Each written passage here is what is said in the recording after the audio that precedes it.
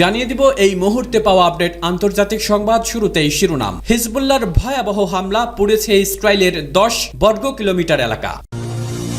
এবারে জানাবো সিরিয়ায় আবারও ইসরায়েলি হামলা, ইরানের সামরিক উপদেষ্টা সহ নিহত 17। এদিকে রোমানিয়ায় ইসরায়েলি দূতাবাসে ককটেল হামলা।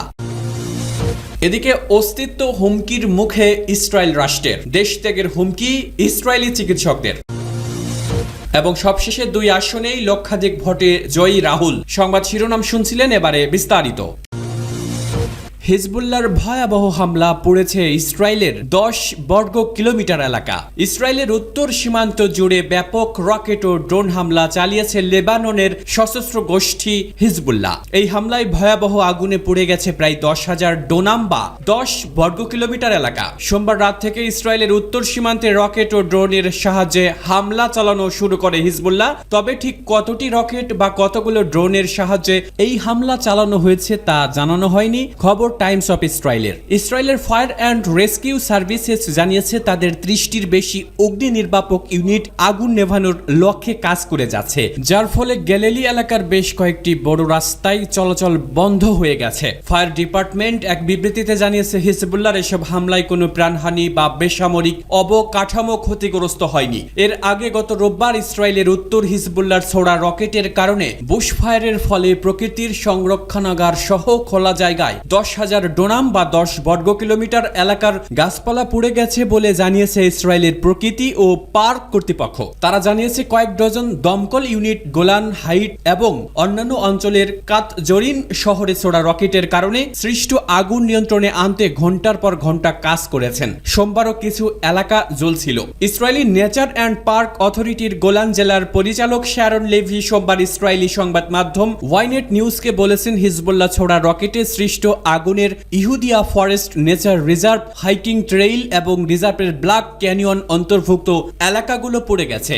সিরিয়ায় আবারও ইসরায়েলি হামলা, ইরানের সামরিক উপদেষ্টা সহ নিহত 17। গত এপ্রিলে সিরিয়ার রাজধানী দামেস্কে কনসুলেট ভবনে ইসরায়েলি হামলায় 7 কর্মকর্তা সহ নিহত হন ইরানের senior commander brigadier general Mohammad Reza Zahedi. এ নিয়ে পাল্টাপাল্টি হামলায় জড়িয়ে পড়ে ইরান ও ইসরায়েল। এবার নতুন করে সোমবার 3 জুন সিরিয়ায় ইরানি ঘাঁটি লক্ষ্য করে বিমান হামলা চালিয়েছে ইসরায়েল। এই হামলায় নিহত হয়েছেন ইসলামিক রেভলিউশনারি গার্ড কোরের এক সামরিক উপদেষ্টা। একই সাথে মারা গেছে অন্তত আরো 16 জন। আইআরজিসির বরাতে ইরানি সংবাদ সংস্থা তাসনিম নিউজ এজেন্সি জানিয়েছে, গত রাতে সিরিয়ার উত্তরের শহর আলেপ্পোতে ইহুদিবাদী ইসরায়েলি হামলায় আইআরজিসির এক উপদেষ্টা নিহত হয়েছেন। নিহত ওই সামরিক উপদেষ্টার নাম সাইদ আবিয়ার। এক বিবৃতিতে Syrian observatory for human rights জানায়, পশ্চিম আলেপ্পো প্রদেশের হাইয়ানে এক কারখানায় ইসরায়েলি হামলায় সিরিয়ান এবং বিদেশি যোদ্ধা সহ ইরানপন্থী গোষ্ঠীর 16 জন সদস্য নিহত হয়েছে। গত মার্চে অবজারভেটরি গ্রুপটি ইসরায়েলি হামলায় আরো 52 জন নিহত হওয়ার খবর জানায়।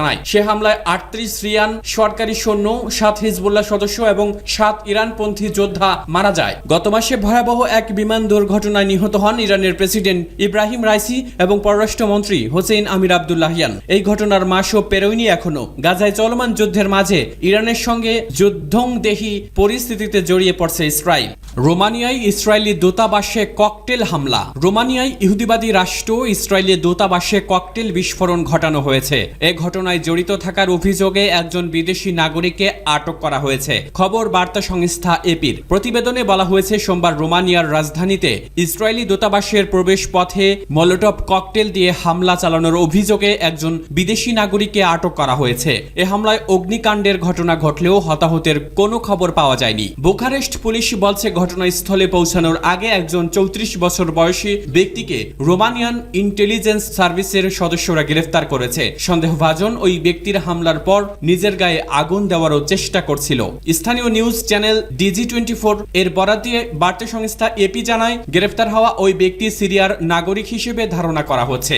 একজন পুলিশ কর্মকর্তা জানিয়েছেন, সন্দেহভাজন ওই ব্যক্তি ব্যক্তিগত অভিযোগের দ্বারা অনুপ্রাণিত হয়েই হামলা করেছে। তিনি গাজা উপত্যকায় ইসরায়েলের চলমান হামলার প্রেক্ষাপটে দূতাবাসে হামলা করেনি। ইসরায়েলি দূতাবাস এক বিবৃতিতে এ হামলার ঘটনাটি নিশ্চিত করেছে। তারা বলেছে, দূতাবাসের নিরাপত্তা কর্মীরা সন্দেহভাজন ওই ব্যক্তির কাছে গেলে সে একটি মোলোটোভ ককটেল বের করে। এরপর তাতে আগুন জ্বালিয়ে বিল্ডিং এর লবির প্রবেশদ্বারের দরজার দিকে ছুড়ে ফেলে। এতে কোনো হতাহতের ঘটনা ঘটেনি। রোমানিয়ার ইসরায়েলের রাষ্ট্রদূত রিউফেন আজার এ ঘটনার নিন্দা জানিয়েছেন। তিনি বলেছেন, সন্ত্রাসীরা কোনো সীমানা জানে না। সন্দেহভাজন ওই ব্যক্তিকে রোমানিয়ান পুলিশ জিজ্ঞাসাবাদ করছে।